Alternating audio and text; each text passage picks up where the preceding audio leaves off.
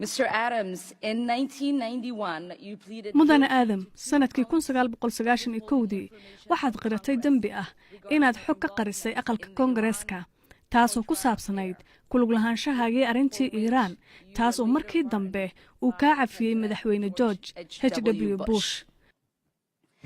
I failed to understand waxaan fahmi la'ahay sababta xubnaha guddiga ama xitaa dadka Mareykanka ay kugu aamini karaan qiraalkaaga inuu yahay mid run ah. to be truthful. If I can respond to that. It wasn't a question. Su'aal ma ahayn waxaan ku weydiiyay waqtigana aniga ayaa xaq u leh.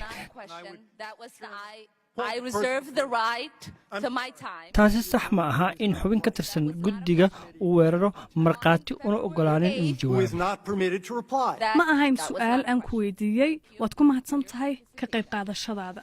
From the day laga bilaabo maalintii la doortay madaxweyne Duarte ilaa maanta dalka El Salvador waa dal dimuqraadi ah waana horumar la gaaray oo Yes cajiib or no?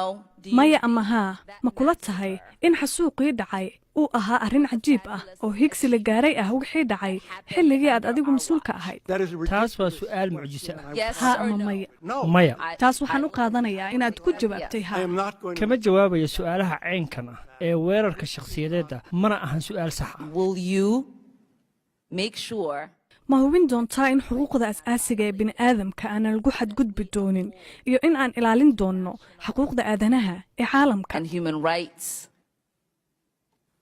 I waan suppose there's- aaminsanahay in halkaasi ay su'aal ku jirto jawaabtuna waxay tahay in siyaasadda guud ee Mareykanka ee ku aadan Venezuela ay ku dhisan tahay in la caawiyo dadaalka dadka dalkaasi ay ku soo ceshanayaan nidaamkii dimuqraadiga ahaa taasi waa siyaasaddeena.